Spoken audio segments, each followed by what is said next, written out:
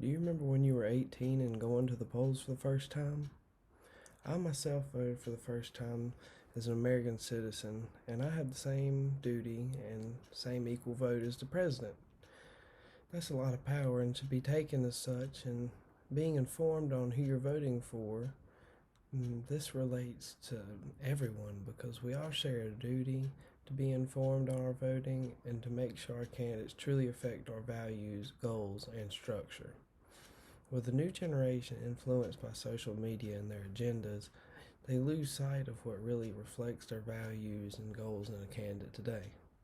Today I will be speaking about the influence of media on voters, why people vote uninformed, and the methods to stay informed on candidates before Election Day.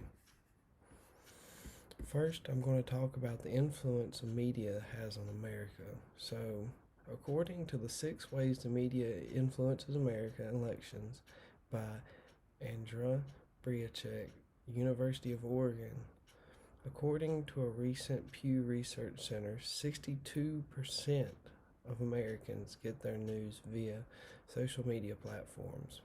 What they might not realize is that the news they see is heavily filtered.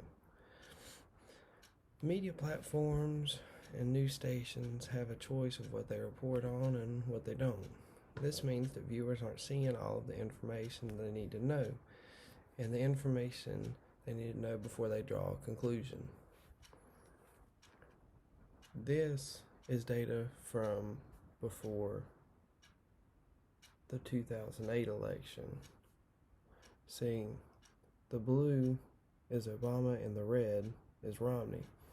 Now, these both say the negative and the positive comments on each poll for each social media source.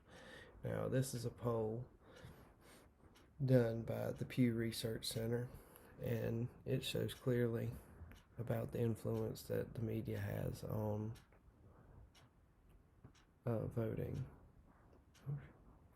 Alright. So, people vote on the ideas of others nowadays, really, i.e., the media, and influenced by agendas from higher powers and political parties. It's a shame that the competition of political race has come to trick in the minds of citizens just to achieve political goals and power. And lastly, you need to know how to inform yourself on all the candidates, the views of all the candidates, and your values. Now, there's a site called voteeasy.votesmart.org, and this site allows you to see the views of all the candidates in one place. And I like it because it lets people draw conclusions on their own and if they agree with the candidate or not. So it's not just about political parties, but it shows both political parties and both sides and what they stand for. So it's not bad to use sites like this because they're unbiased and they represent the facts in which each candidate stands for. So in conclusion, you need to draw your own election site and tips included in this speech. The media is always and will be censored and have agendas, so the best you can do is use multiple sources and cross-reference before you make a conclusion on your own. Don't be the sheep of voting, and take control and power of your vote because it is your duty as a citizen, and your vote matters. So you're voting on the future of your nation and the future of your values.